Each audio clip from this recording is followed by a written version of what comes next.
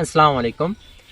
আপনারা জিজ্ঞেস করছিলেন একটা বাইক চালাইতে গেলে রাস্তায় হাইওয়ে রোডে আপনাদের কি কি কাগজপত্র থাকা লাগবে, আর দ্বিতীয় কোশ্চেন ছিল যে সেকেন্ড হ্যান্ড বাইক কিনবেন কিনা। প্রথম প্রশ্নের উত্তর দিই। এক নম্বর হচ্ছে আপনার রেজিস্ট্রেশন লাগবে বাইকের, বাইকের ট্যাক্স টোকেন লাগবে এবং বাইকের নাম্বার প্লেট লাগবে, তিনটা। যদি স্মার্ট থাকে ভালো, আর না থাকলে অনলাইন থেকে যেটা পাবেন সেটা ইউজ করবেন। আর আপনার হচ্ছে অবশ্যই লাইসেন্স লাগবে, চারটা কাগজ আপনার হচ্ছে বাইক চালাইতে গেলে আপনার লাগে। এটা হচ্ছে আপনার বাইক চালানোর ব্যাপার স্যাপার। এখন কথা হচ্ছে যে সেকেন্ড হ্যান্ড আপনি বাইক কিনবেন কিনা। দেখুন, সেকেন্ড হ্যান্ড বাইক কেন কিনবেন, কিনতে গেলে কিছু রিজন থাকে, যে টাকা পয়সার স্বল্পতা। অনেক ভালো একটি বাইক আপনি অল্প দামে পাচ্ছেন, এই একটা কারণ। আপনি এত টাকা এখন ম্যানেজ করে পারতেছেন না, কিংবা ঋণ করে পারতেছেন না, কিছু কিছু কারণ থাকে। দেখুন, সেকেন্ড হ্যান্ড বাইক কেনার পরে আপনার কাগজ পত্র চেঞ্জ করা, মালিকানা পরিবর্তন করা একটা ঝামেলা।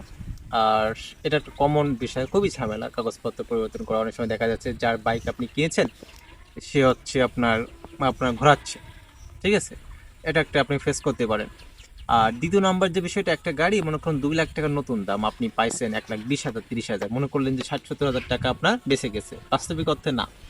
সে যে 2-3 বছর চালাচ্ছে, 5 বছর চালাচ্ছে, এর মধ্যে আপনার তার টায়ার বা অনেক কিছু আপনার চেঞ্জ করা লাগবে। আপনি যতই দেখেন চকচকা করতেছে, ঠিক আছে, সেরামিক কোডিং করে দিলে হয়ে গেল, চকচক করে দেখা যাবে গাড়ি। কিন্তু বাস্তবিক হতে দেখা যাচ্ছে যে আপনার অনেকগুলো খরচ করা লাগবে। তো আপনার ওইখান থেকে যদি আপনি 2 লাখ টাকার গাড়ি 1,20,000 টাকা দিয়ে কিনলেন, তো ওইখানে আপনার কাগজপত্র চেঞ্জ করতে 10,000 টাকার মতো। আবার আপনার যে জিনিসপত্রগুলো চেঞ্জ করা লাগবে, এই ক্ষেত্রে আপনার দেখা যাচ্ছে 1,60,70 চলে যাবে। তো 1,60,70 হাজার টাকা দিয়ে গাড়ি, আপনি পুরাতন গাড়ি কিনবেন কেন?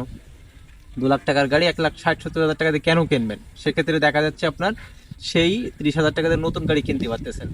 তো একটা বিষয়। আরেকটা বিষয় থাকে, অনেক সময় বলে যে 5 লাখ টাকার গাড়ি বা 6 লাখ টাকার গাড়ি বা 4 লাখ টাকার গাড়ি কিনতেছেন আপনি 1.5 লাখ টাকা দিয়ে, 2 লাখ টাকা দিয়ে। এক্ষেত্রেও আমি একই কথা বলবো, যে আপনি কাগজপত্রের যে আপনার একটা সমস্যা, চেঞ্জ করার মালিকানা, তারপর হচ্ছে সেই গাড়ির অনেকগুলো চেঞ্জ থাকে, জিনিসপত্রগুলো থাকে যেগুলো খালি চোখে দেখা যায় না। ভিতরের যে চেঞ্জগুলো থাকে, সে কীভাবে চালাইছে, আপনি যেভাবে যত্ন করে চালাবেন সে তো ওইভাবে যত্ন করে চালাবে না। কিছু কিছু বাইক আছে দেখা যাচ্ছে 2-3 বছরের জন্য, 3 বছরের জন্য, 4 বছরের জন্য সে কিনে, কেনার পর সে বিক্রি করে দেবে, এমন টার্গেট থাকে। এর মধ্যে সে ইচ্ছা মতো ধুমছে চালাবে, ছাপড়ি মার্কা কিছু বাইকার থাকে।